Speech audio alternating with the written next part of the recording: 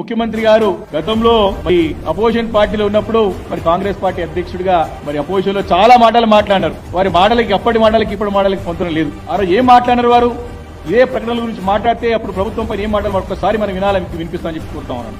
ఇట్లా ప్రకటనలు ఇస్తారు. ఎవరు తాత జాగిరి ఇది? టీఆర్ఎస్ ఖాతాలో 1300 కోట్లు ఉన్నాయి. అందులోకి వెళ్ళి ఖర్చు పెట్టుకోమన్నారు. ఎవరైతే అన్నారు? ఇప్పుడు మేము అడుగుతున్నాం, ఏ किसका जागीर है, किसका बाप का जागीर है, किसका दादा का जागीर है, किसका जागीर कौन खर्च कर रहे हैं, किसके नाम के ऊपर कर रहे हैं?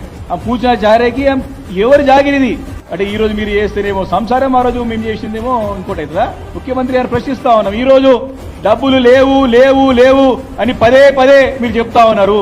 రాత్రి మొదలు రాత్రి నిద్ర లేని రాత్రి గడిపి రూపాయి జమ చేసి ఈ 100 కోట్ల రూపాయలు ప్రకటనలకు ఇస్తానికి ఎవరు జాగిరి అని చెప్పేసి ఈ రోజు రైతాంగం అంతా కూడా ప్రశ్నిస్తా ఉంది ప్రభుత్వాన్ని.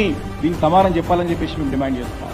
దీనికి సమాధానం కావాలి. మేము చెప్తా ఉన్నా, ఇంకా ఇప్పుడు ఇల్లు అడగగానే పండుగ కాదు, ఇంకా ముందు చాలా చాలా ఉన్నది. ముందు ఈ 6 నెలలు 7 నెలలు కాదు, 5 సంవత్సరాలు మిమ్మల్ని నిద్రపోనియరు. ఈ ప్రధానికం తెలంగాణ ప్రతినిధికం మీరు ఇచ్చినట్టు తప్పుడు హామీలు, అమలు కాని హామీలు కోతలు పెట్టి అమలు చేసి మరి అమలు చేస్తామని చెప్పేట్టు ప్రయత్నం చేసడానికి ప్రజలు అమాయకులు కాదు, అన్ని గమనిస్తారు.